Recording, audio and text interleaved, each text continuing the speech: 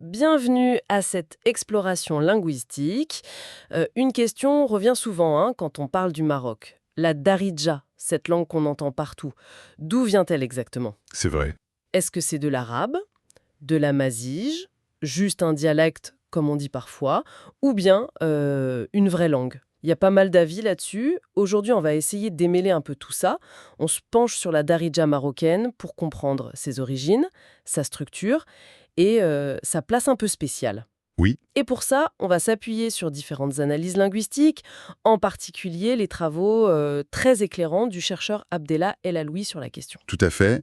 L'objectif, c'est vraiment d'aller au-delà des idées un peu toutes faites. On va regarder comment la Darija s'est formée, sa richesse structurelle qu'on ne soupçonne pas toujours, Hmm. et puis comprendre pourquoi elle suscite autant de débats au Maroc. C'est une invitation à redécouvrir un peu cette part essentielle de l'identité marocaine, quoi. D'accord. Alors commençons par cette idée très répandue. La Darija, ce serait juste un dialecte.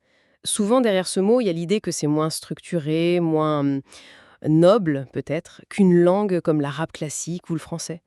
Qu'en pensent les linguistes? Cette distinction qu'on fait souvent dans le langage courant, entre langue qui serait riche, écrite, avec des règles, et dialecte qui serait pauvre, oral, un peu sans règles, c'est une simplification. D'accord. Une simplification qui, linguistiquement, ne tient pas vraiment la route. C'est une idée reçue, assez tenace, mais trompeuse.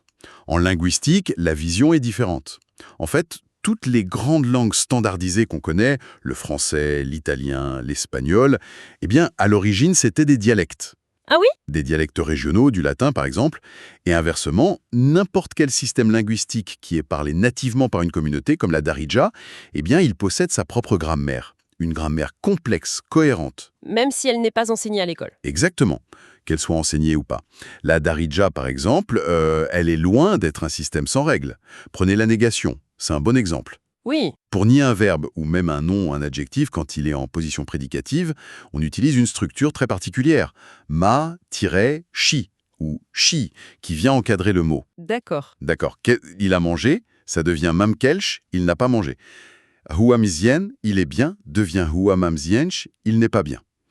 Et ce qui est intéressant, c'est que cette règle, qui est quand même assez complexe, parce qu'attention, elle ne s'applique pas n'importe comment. On ne peut pas dire tlagit ma'amat bipch pour j'ai rencontré un non-médecin. Ah d'accord, oui. Eh bien, cette règle, personne ne l'apprend à l'école. Elle est acquise, comme ça, naturellement, en famille. Tous les gens qui parlent Darija depuis l'enfance la maîtrisent parfaitement, intuitivement. Hmm. D'ailleurs, la difficulté que rencontrent les étrangers pour apprendre la Darija, ça montre bien qu'il y a une vraie complexité grammaticale derrière. Donc, si je résume, sur le plan linguistique pur, la Darija a tout d'une langue. Ce débat langue contre dialecte, ce serait plus une question de statut social. De reconnaissance, d'usage à l'école dans l'administration. C'est exactement ça. Le jugement qu'on porte sur une langue, c'est souvent un jugement social ou politique. Bien linguistique. D'ailleurs, la Darija, elle coche toutes les cases des caractéristiques fondamentales, les design features, qu'on retrouve dans toutes les langues humaines. C'est fascinant de se dire qu'on utilise tous les jours un système aussi complexe sans même y penser. Mais alors, si c'est une langue, quelle est son histoire? D'où vient-elle? Quand est-ce qu'elle est apparue par rapport à l'amazigh qui est là depuis si longtemps ou à l'arabe classique? Alors, la Darija, en fait, c'est une langue relativement jeune, beaucoup plus jeune que l'amazigh ou l'arabe classique. Son histoire, c'est celle d'une convergence, d'un métissage qui s'est fait sur plusieurs siècles. C'est marqué par des rencontres de cultures, de langues au Maroc. On peut dire que le processus commence à prendre forme vers le XIIe siècle. C'est l'arrivée de tribus arabophones, les Banu Hilal, les Banu Hassan, Banu Ma'akel. Oui. Ils venaient d'Arabie en passant par l'Égypte, et leur parler, c'était une forme d'arabe bédouin, assez différent de l'arabe classique. Au début, leur influence a dû être progressive. Le vrai tournant, c'est 1666, l'arrivée de la dynastie alaouite. D'accord. La langue que parlait cette nouvelle élite, qui venait de ces lignées arabophones, elle gagne en prestige social, politique. Elle s'associe au pouvoir, à l'administration. Ça renforce l'identité arabo-musulmane. Et en même temps, il y a l'arrivée continue des réfugiés d'Andalousie. Les morisques. Exactement. Qui amène une autre variété d'arabe dialectal, l'arabe andalou, qui avait aussi un grand prestige culturel. Et le cœur du réacteur, si on peut dire, c'est ce qu'on appelle la créolisation. Les populations locales, qui étaient majoritairement amazighes, elles adoptent petit à petit ces nouvelles formes d'arabe dialectal. Un mélange un peu hilalien, maquilien, andalou. Elle les adopte, d'accord. Oui, mais attention, elles ne font pas que copier. En apprenant ces parlers, en les utilisant au quotidien, elles les transforment en profondeur. Elles y injectent des éléments de leur propre langue maternelle, l'amazigue. Des structures, des sons. Ah, d'accord. Et c'est de ce mélange très intime, cette fusion entre des apports arabes, dialectaux et un substrat amazigh très fort, que naît la darija. On a d'ailleurs des documents du 19e siècle, par exemple, qui nous montrent un peu l'état de la langue à ce moment-là. Et le fait que, parfois aujourd'hui, on ait du mal à comprendre des formes plus anciennes, comme certaines poésies du Maloun de l'époque saadienne, ça montre bien que la darija n'a jamais cessé d'évoluer.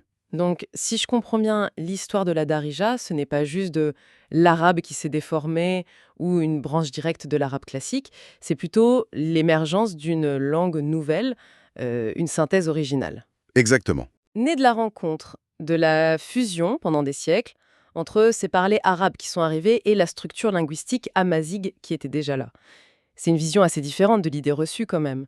Et concrètement, alors aujourd'hui, cette structure hybride, ce mélange, comment on le voit dans la darija de tous les jours? Où est l'empreinte amazigh? Où est celle des dialectes arabes? Eh bien, cette influence amazigh, elle va beaucoup plus loin que juste quelques mots empruntés ici et là. Elle touche vraiment la structure profonde de la langue. On la voit à plusieurs niveaux. D'accord? D'abord, le vocabulaire. Le lexique est clairement mixte. Et ce qui est frappant, c'est que souvent, ce partage se fait à l'intérieur d'un même domaine. Par exemple, pour la maison, bab, la porte, ça vient de l'arabe dialectal. Mais sherjem, la fenêtre, ça vient de l'amazigh asherjem. Ah oui, c'est intéressant. Qu'elle donner un coup de pied, c'est plutôt arabe dialectal. Mais zetem, marcher sur quelque chose, écraser, ça vient de l'amazigh azdem.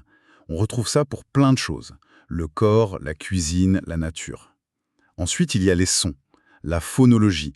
La darija a des sons et des règles sur comment les sons se combinent qui viennent de l'amazigh. Des sons qui n'existent pas en arabe classique ou dans beaucoup d'autres dialectes arabes. Comme quoi, par exemple? Pensez aux consonnes emphatiques, comme le ra ou le za, ou les labiovélarisés, gua, quoi. Et puis, il y a des règles plus profondes. Par exemple, en darija, on n'a quasiment jamais le coup de glotte « e » au milieu d'un mot. On dit far pour souris, pas fa'ar, comme en arabe classique. D'accord. Ou bien, on évite souvent le son A à la fin des mots. On dit sma pour ciel, pas sama. Tout ça, ça donne à la darija sa couleur, sa sonorité particulière qui est héritée en partie de l'amazigh. Donc ça va jusqu'à la musique de la langue en quelque sorte. Mais la grammaire, la façon de construire les phrases, est-ce que là aussi on voit cette influence? Ah oui, et c'est peut-être là que l'influence amazigh est la plus fondamentale. Le docteur Aloui utilise une analogie que je trouve parlante, celle d'un contenant grammatical, un ina, qui serait d'origine amazigh. Hmm. Et qui serait rempli avec un contenu lexical, un mahloul, qui lui est mixte. Des mots amazigh, des mots d'origine arabe dialectale. Prenons un exemple de syntaxe, pour être concret. Une phrase comme « Kainal bent li matkhrej ». Littéralement, ça veut dire « il existe la fille qui ne sort pas ». Oui. Mais le sens en darija, c'est « il existe une fille qui ne sort pas ». Le mot « labent », la fille, a l'article défini « le », mais il est compris comme indéfini. Ah, d'accord. C'est subtil. C'est ça. Et cette structure, où un nom qui a l'air défini prend un sens indéfini dans une phrase existentielle comme ça, eh bien c'est un calque direct d'une structure amazigh. L'article arabe « le » est en quelque sorte utilisé ici pour fonctionner selon la logique amazigh. Ça montre bien que l'influence touche à la mécanique profonde de la phrase. C'est vraiment étonnant. Ça veut dire que l'influence amazigh, ce n'est pas juste une couche de peinture ou quelques mots empruntés. Ça touche vraiment aux fondations de la darija. C'est ça. Sa structure, ses sons, sa grammaire. Cette nature hybride, c'est vraiment le cœur de son identité en fait. Pourtant, on sent bien qu'il y a une relation, parfois un peu compliquée, des Marocains avec leur propre langue. La darija, c'est la langue du cœur, de l'humour, du quotidien. Oui. Mais en même temps, elle est parfois critiquée, dévalorisée, surtout dans les contextes plus formels, à l'école par exemple. On se souvient tous de cette polémique il y a quelques années sur le mot « barrir la crêpe » dans un manuel scolaire. Oui, oui. Comment on explique cette tension? Cette tension, elle est assez typique des situations où plusieurs langues cohabitent avec des statuts différents, ce qu'on appelle la diglossie, ou le multilinguisme complexe. Quand on dit d'une langue que c'est la langue de la rue ou qu'elle est inapte à exprimer des idées complexes, ça, c'est un jugement social, un hukm lughawi, ce n'est pas une analyse linguistique objective. N'importe quelle langue humaine a, en potentiel, la capacité d'exprimer n'importe quelle idée. Après, le choix d'utiliser telle ou telle langue pour l'administration, pour la science, pour l'éducation, ça, c'est une décision politique, sociale. Et ça demande bien sûr un travail d'aménagement linguistique, une taillée à l'ouraouia. C'est-à-dire?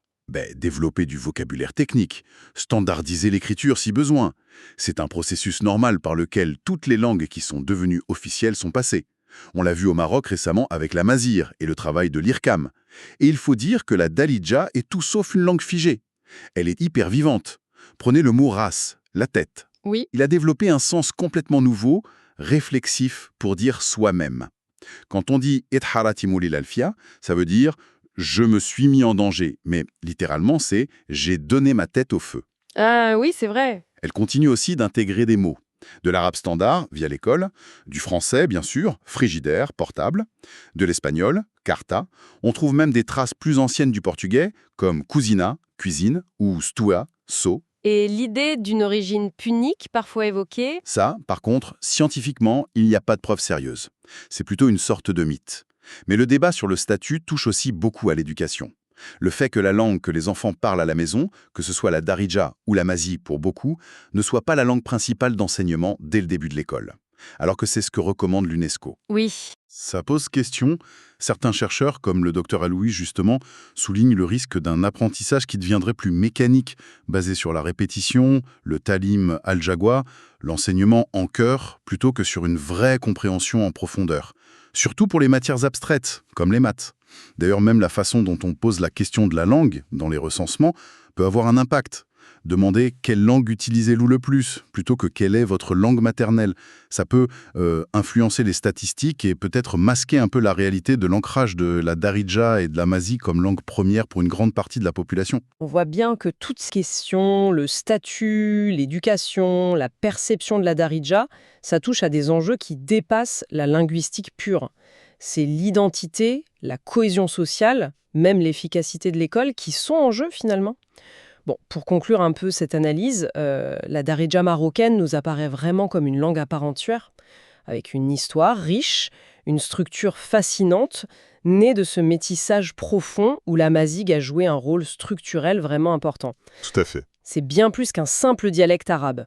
C'est un système linguistique vivant, dynamique, au cœur de l'identité marocaine, mais c'est vrai que son statut, sa perception, ça reste un sujet de discussion important. Absolument. Et ça ouvre une réflexion, je trouve, intéressante pour l'avenir. Si on prend vraiment acte de cette histoire unique, de cette structure hybride si particulière, on peut se demander, est-ce qu'une reconnaissance, une valorisation plus grande de la darija, en lien bien sûr avec la mazir et l'arabe classique, pourrait non seulement aider à mieux apprendre, en partant de la langue que les enfants maîtrisent déjà, mais aussi peut-être enrichir notre compréhension collective de ce que c'est que l'identité plurielle du Maroc aujourd'hui.